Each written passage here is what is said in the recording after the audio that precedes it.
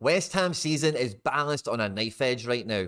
On a surface level, everything looks great. They're sitting in the top 10, going really strong in the Europa League. In the last 16 of the League Cup, FA Cup still to come next year as well. They sold Declan Rice for a huge amount of money. They made some nice signings in the summer, guys like Mohamed Kudus, for example, James Ward-Prowse. And they sold some other players. They actually had a really profitable transfer window for West Ham, and they've been very organic in their approach over the last couple of seasons to get a bit higher in the league, to make this kind of footprint that they've made in European competition. And, I really admire what West Ham have achieved over the last couple of seasons without spending hundreds of millions on building a squad or, going and signing big elite talents. They've really worked hard with what they've got and achieved some great stuff. And I think that's what's bought David Moyes so much good grace at the club. But it might be time up for him. His contract is up in the summer. This squad does need surgery. It needs reinforcements.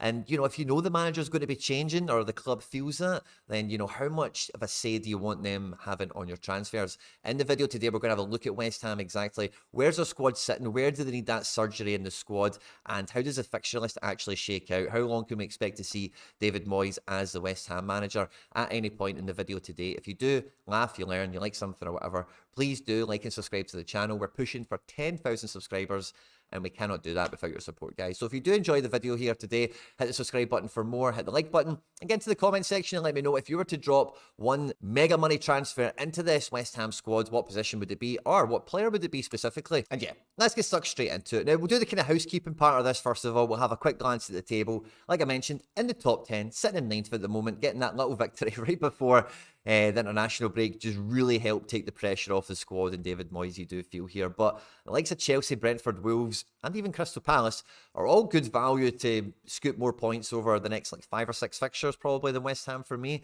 So especially when, it looks lovely that they're within touching distance of Newcastle and Man United, who I don't think anyone thinks has been, Newcastle have kind of had the rug pulled from under them this year with some unforeseeables, and Man United have also been the joke. But when you see the likes of how well Aston Villa are doing, playing midweeks and playing in the Premier League, that's more the benchmark that really West Ham should be at. And there's an 8-point difference there and a lot of goals. Aston Villa at the moment have scored 29 this season, West Ham 21, which over 12 games is a huge difference. Now, the first game back from the international break should be an easy victory, you would think, for West Ham. Should be a good one to get them in a good head of steam before going away to Austria to play Tyrol.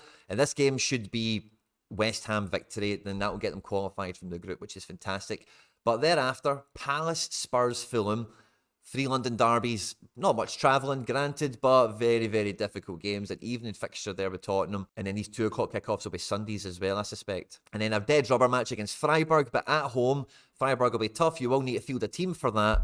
Then afterwards playing Wolves, Liverpool in the Cup, Man United, Arsenal and Brighton take us into the new year, which is just a killer fixture list. I don't see West Ham here getting very many points. I think you probably get to this winter break period, and if West Ham have managed to get points in this period, fantastic, but it's very hard to imagine that it's going to happen, sadly. And when you look at the quality of the squad, David Moyes has managed to, I think, very well massage this team into being a nice kind of halfway house of being able to be a defensive team that really tries to sit deep and hit teams on the counter-attack, but there is now enough quality coming into this team finally of it could be more adventurous, it could be more attacking. I don't actually see too many defensive midfielders. Souček is getting played quite high quite often, which I know boils the blood of many. But, for any other manager, he could easily be another defensive midfielder and kind of helps give you a bit of depth in these areas here. And you can maybe start to see some of the stars that are on the fringes at the moment perhaps get some more minutes. So I do think the squad is in a really nice position in terms of the profile. Guys like Benrahma, Kudus, Paqueta, I'm huge fans of. I'm a huge fan of Jared Bowen. And Mikel Antonio seems somewhat evergreen. And again, I know he's not Ollie Watkins, for example. And that's why Aston Villa are really where they are versus West Ham. It's really that top end of the pitch, that goal scorer. But I do feel that with James Ward-Prowse, we should just put him here because that's where his heat map kind of indicates he is all match. When you've got James Ward-Prowse, very big centre-backs, very big midfield as well. He can really make a lot out of set pieces. And in the Premier League, there's not that many teams that are that OP at defending set pieces necessarily. So they do have a little bit of an ace up their sleeve, against the Liverpools, against any opposition you care to think about in the Premier League where you think, West Ham shouldn't get anything. They might be able to, get a goal or two here or there. Now, for how thin this squad looks, I actually kind of like the kind of floor of the quality of the team here, but there isn't, outside of Paqueta, you do have a wee bit of something different, of course, with Ward-Prowse, like we've mentioned, but yeah, really, if you take Paqueta out of this equation, this is not a top 10 Premier League team. This is not a Europa League quarter-final, semi-final, finalist, you know, like you would hope and imagine. Paqueta was quite close to leaving in the summer. It's the only reason I bring that up, because you would like to think the club are doing some sort of forward planning, unlike what they did with Declan Rice. It feels like, in the sense, if you lost this star again, it does really take another level down in the squad. So there still needs to be a bit more of a replacement in midfield, perhaps, for Declan Rice. I think you need another Paqueta level player in the forward line, and it's clear to see that they definitely need another attacker. But when you look at the state of the defence, Aguerd, who I thought was fantastic in France, hasn't really taken to the Premier League like some other players have that have came from the continent. Zuma's still getting regular minutes. Kerriher, I'm not too sold on. Mavropanos was very good in the Bundesliga, and let's see what he can do. And Ogbonna, again, quite similar to Zuma. They're a Premier League level defender. They're kind of okay to have around your squad. Similar to Emerson and Cresswell, there's just not that many top end like stars in the team at all. But I do think that defence has probably got the lowest overall level. So this squad overall probably needs like maybe 4 or 5 real quality additions to either step up maybe from within the ranks, but I find it more likely with the money that they've had from Rice, and maybe if they sold Paqueta to a Man City in the summer or something like that, they could easily fund a whole overhaul on the team. Now, one of the things that I've been quite impressed with, or I've liked to see from Moyes, is that he does play a bit of Red Bull football, you know, and it's one of the things that Moyes, when he was given the West Ham job, a lot of people thought, oh, he's just going to be Moyes and he's going to be defensive and it's going to be 4-4-2 and all this kind of thing. But the attacking parts of the game that you see is very Red Bull. It's been kind of adapted to the Premier League, and it's been kind of adapted in a kind of David Moyes fashion. But so many of the team are versatile. So many of them are of a good profile. It's a well-assembled squad by someone who has tried to keep a player profile consistent, which I think, you know, Moyes has to get some credit for. And I think he wants to push that kind of brand on. I think he does want to push that style of play on. But like I say, when you look at the squad, it's really hard to think about how you get more out of the incumbent squad here. So if there's a divide between him and the sporting director, I do worry for what support this squad is going to get in January. Because if we go back to the fixture list again, after the winter window, we've got Sheffield United and Bournemouth, which look okay. FA Cup is then going to come around this time here when you're playing Man United, Arsenal. And in this fixture period, where you look at Brentford, Everton, Burnley, you're going to get Europa League back in here. And then if you're going to get Europa League a little run in it for a few rounds, it's going to come into all these London derbies again. You're seeing Tottenham, Wolves, Fulham. I know Wolves isn't Tottenham. Crystal Palace. And then look at this. Last 4 games of the season, Liverpool, Chelsea, Luton, Man City. So it's really hard to see, like I said earlier, where West Ham get a run together where they can really like cement a position on the table. They are really going to have to do well in the Cups. And I think if that's the case, you kind of need to back David Moyes. He is contracted to the end of the summer. Because I think if you bin him and you bring someone else in, it's hard to imagine, like, however West Ham's season is going to be domestically, you would need to spend a mad amount of money in January, and you would need to get a really, you know, dynamic manager, someone that is quite, like, De Zerbi, like, you know, this is the way I play, it's quite different, and it will catch enough of these teams out in this period of the fixture list where we'll get significantly more points than if we stayed true to the course of what we've been doing anyway. And like I say, I do think by keeping Moyes incumbent, like keeping him in the building, give yourself a really good chance in the Cups, because he's proven already that he's got that kind of form as being West Ham manager with the majority of this squad. So I really hope that he does get back in the January window. Now, the main links that are out there is to forwards, which I'm sure West Ham fans will be really pleased to hear. Karim Kanate of RB Salzburg, 19 years of age, plays on the left side. He normally plays in a 2, but he plays on the left side. And his scores out of 100 in terms of his general performances are very good. Normally when you see these 25s, there are bench appearances and stuff like that. But yeah, he's starting to get starts. He's starting to score more goals. And the Salzburg, that Red Bull style of football, is very West Ham at the moment. So picking up a striker like this from Austria, I wouldn't really see that too much as like unambitious signing. Because I think this is a kid at 19. Has been identified by Salzburg as playing, doing well for them and scoring goals. And yeah, the Premier League is a huge step up. Of course it is. But, coming into this system where he could play at the arrow, and you've got Bowen playing off this side, and then if the ball's on the other side of the pitch, Bowen can become central, and he can peel into this left side and do that mirror image role, which, you know, this kind of Red Bull football loves. It loves that kind of box shape in midfield you're able to create. Fullbacks that can patrol the full wide area, and then forwards that can do this kind of synergy of dropping in wide to support the fullback, the other one becoming the centre target man, allowing for third man runs into the box.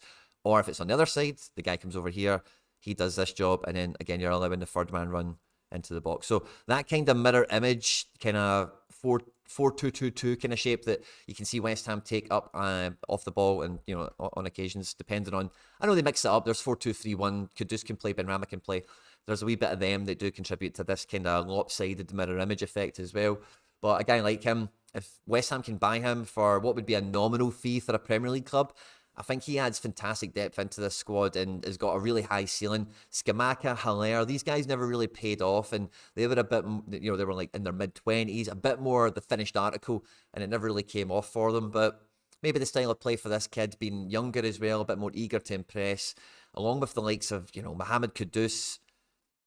See, I'm a big fan of Bowen, Paqueta, Benrahma. There's really good creative players in here that can link up with a guy like this that wants to play high tempo and is really eager to kick on his career. And the other major links has been Timo Werner, who can do basically the exact same job that I said there for Konate.